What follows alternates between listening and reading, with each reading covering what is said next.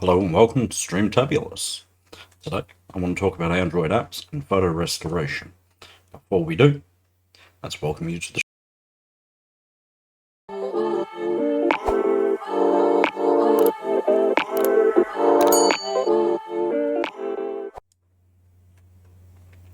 and welcome back. So, I get asked a lot, photo restorations, doing it on Android phones, can you do it fully on an Android phone? And the answer is just simply yes. But you have to do something that I call app hopping. You need to go from one app to another app to another app to get the same sort of tools in the different apps as you would in PaintShop Pro. I've done some videos on PaintShop Pro before. I'm not an expert. In 2007, I did a lot of modifications for a game called The Sims 2 and The Sims 3, where I made all sorts of stuff for it. And I used, I think it was Jurassic PaintShop Pro back then.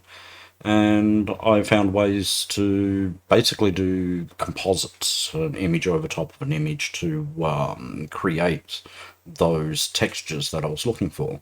And as I got older, we moved into photo restoration for fun. Especially when my dad got dementia, I realized, some photos we had weren't the best quality.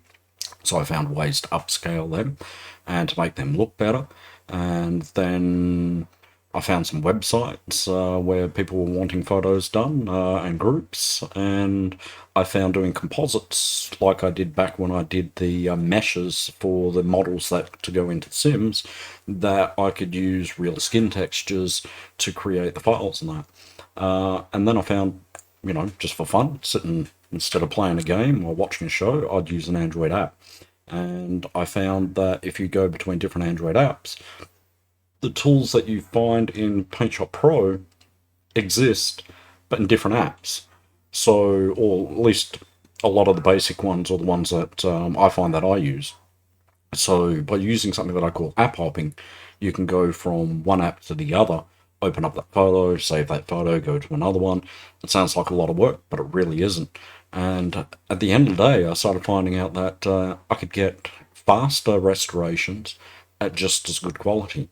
So I want to talk to you about the apps that I use. Depending on your photo, it might not be the best resolution. So we have AI Enhancer. A lot of these are free apps. Some of them are paid apps. Some of them subscription apps. Some of them are free with ads. I can't remember which ones I paid for. So that'll be a learning journey. You'll have to comment in below if you're finding an app that you have to pay for. Also, with a lot of the apps that I've got, I don't update them. And the reason I don't update them is old saying, if it ain't broke, don't fix it.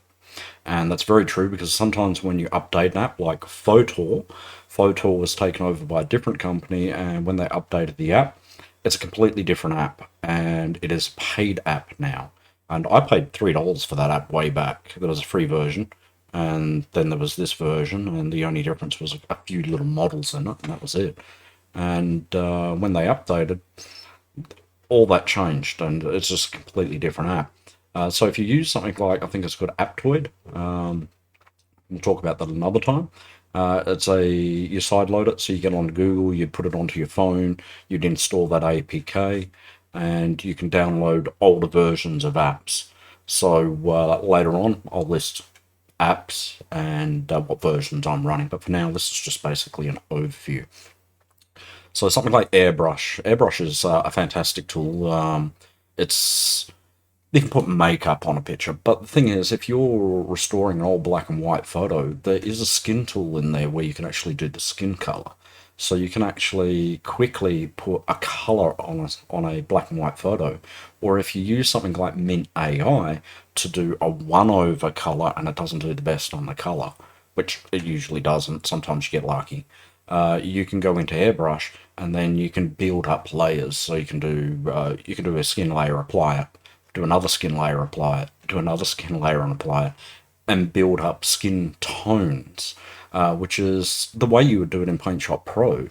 The only difference is you would be doing a brush, selecting color, doing another color, and so forth. So you can still do that in something like AirBrush. It's just a different method of applying it. Or AirBrush also has masks, which are fantastic because you can pre-apply lipstick and eyeshadow and eyelashes. There's no need to physically draw them in or composite by getting a PNG of eyelashes and putting it over. So AirBrush is a fantastic tool for what my strong suit is, which is portraits. FaceApp, well, it's a subscription-based app, but it has a couple of free tools in it. Don't mind the phone screen's going to turn off every now and then. You just simply wake it back up. There we go. So FaceApp is a subscription-based app, but when you install it, it gives you a few little things that you can use, like you can apply freckles to a face, and that's free. You know, watermark at the bottom, but we can get around that later. So the freckles will add imperfections to a face, which is fantastic because you do that in PaintShop Pro, you have to add the imperfections in. You know, people have got moles, you know, no one's perfect. With FaceApp, you can just put one of these, you know, quick filters on to add that, and that's fantastic. You can put long hair on a female, and you can apply that multiple times to get the hair longer and longer. So there's ways around using the limited version of the free version to still get a lot out of it. So it's definitely one worth installing. Facetune 2. It's a fantastic app. You can remove blemishes, change colors of eyes. It's fantastic for doing hair highlights and bringing out the hair to make it pop more. There's lots of little tools in it. There's clothing tools, so you can actually enhance it. It's like a burn layer where you can bring out the details of the clothes. So in PaintShop Pro, you do something called well, for me, I do a burn layer, and I'd have it on like translucency of about 10%, so very transparent. And then I'll color it in whatever color I choose, like, you know, black or whatever, and that brings out the highlights, which can bring out crease folds on clothing. So in Facetune, the clothing tool basically does burn layers and color layers, and you know, it can save a lot of time when you're doing a photo restoration and just making an image pop a lot more than it would without applying it. Fotor. Basically, I'd use that one for like an old photo print where you can see the dots that make up the image. And I'll blur the image until those dots are almost gone and it's just a really blurry image. And that sounds bad to work with. But if you use something like MintAI, which is ad-based and free to use, you can actually enhance the photo, which removes the blur, so it resharpens it and redefines the edges. So it's called AI. It's not really, it's a script. So you can do the same sort of thing in PaintShop Pro. You can do it in Photoshop as well. All that exists falls under scripts. They call it AI now in PaintShop Pro and even, you know, Photoshop, because that seems to get people's attention, so it's a bit of a gimmick. But, you know, it's in there and you can just sharpen the photo after you blur it, and then you can continue working on it. It's got a 1/over color, so it will define an outline, a mask, and then it will apply the color of a skin to a person, and it will look at the background and it'll throw some random colors on there. It does a fairly good job at basic color. PicSay. I actually love PicSay. PicSay is great for doing layers.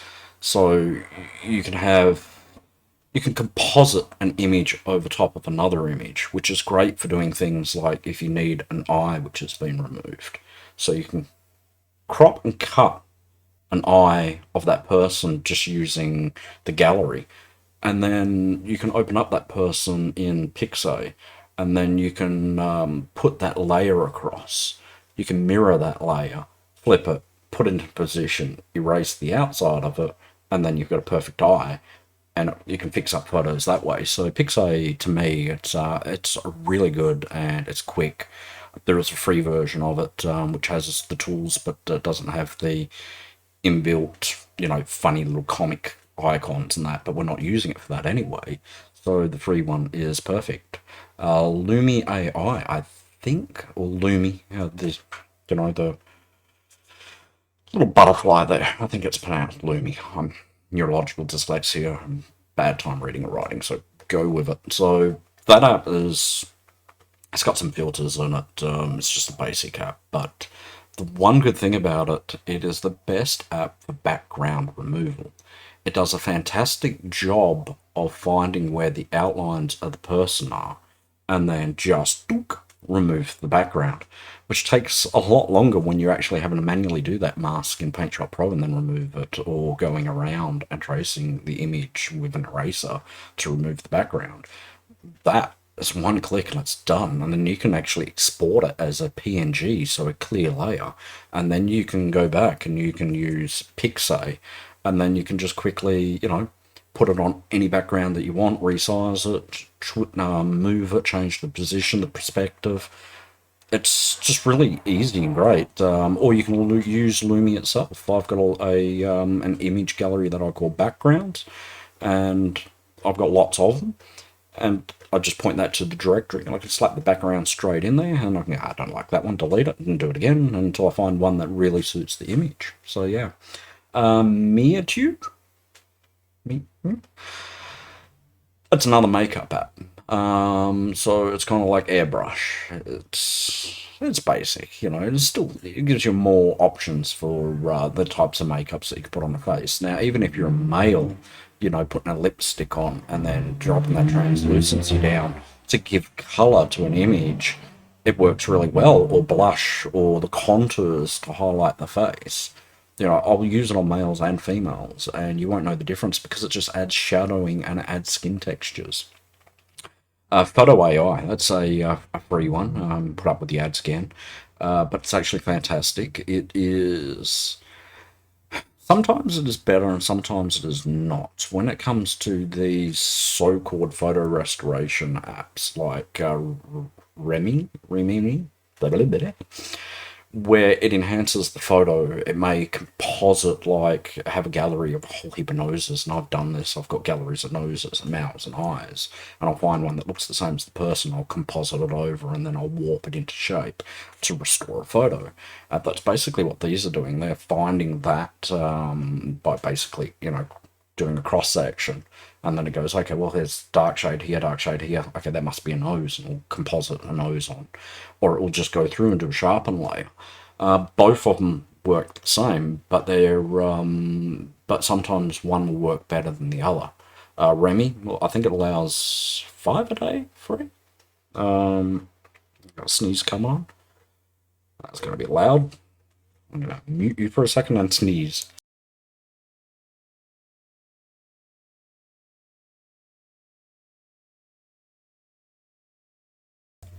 That most definitely would have deafened you. So excuse me there. So yeah, both of those, Remy. I'm just gonna call it Remy. I think it's got 5 restorations, but you're probably only going to use it once a day when you're doing work. So that's me anyway. So I might use it, do 3 photos or something like that. I basically do it for fun more than anything. So yeah, Photo AI. And is the same. Well, PhotoAI you can use multiple times. You just have to wait while it renders. Fantastic apps. So they're all the main apps that I use. IBS Paint, interesting little app. It's like a cut down version of Paint Pro. And I use that a lot with a rubber stylus on my phone, rubber nib, which works great because I have a muscular problem, neurological condition where it's a neuromuscular condition where all my muscles play up in the body and the nerve endings, so I'm in constant pain and I'll get hand tremors. So the little rubber nib, on the screen, it doesn't go all over the place like if I was trying to draw. It holds into position, so it's just really easy to get that drag line. IBS Paint allows you to do what you would do in Paint Pro. You've got layers, you can do burn layers in it. You've got smudge tools, so it's really good for fixing up photos and just adding extra hairlines like manually. So it's a really good tool, and we'll get into that. So this is just the introduction into apps that I'm using, and in the upcoming videos we're going to show you how to use these, and I'll pick a photo and find one that someone's put up, and we'll go through and we'll restore their photo. And depending on what we're doing, we may use all the apps, not likely. We may only use 2 or 3 of the apps, and I'll show you how we go back and forth. Now, because I'm doing it from my phone, I'm on a disability pension because of this, so You'll have to bear with me because at times I will blur the screen so you can't see my gallery because it is my personal phone, so there's personal stuff in there. And we'll walk you through how to go back and forth and whatnot. And we'll teach you how to restore photos right from your phone. Now, my phone is an Android device. You will find similar apps on the iOS, on the iPhones. So this will teach you that you can download apps, try different apps, get the free apps, and teach you ways around using it. And as we go on, you'll get better. And you'll find it's not hard, it's really quick. And a lot of these will be really quick videos and tutorials to walk you through. And you'll join me on the journey and learn how to do photo restoration for yourself and find that it's not that hard. And yeah, so remember anyway, you're going to have to like and subscribe and get the bell on. That way when the videos come up, you can join in with the photo restorations and see how it's done as I talk through all the apps and we do the photo hopping, all the app hopping, and do the photo restorations. So thank you for joining us. Have a good day.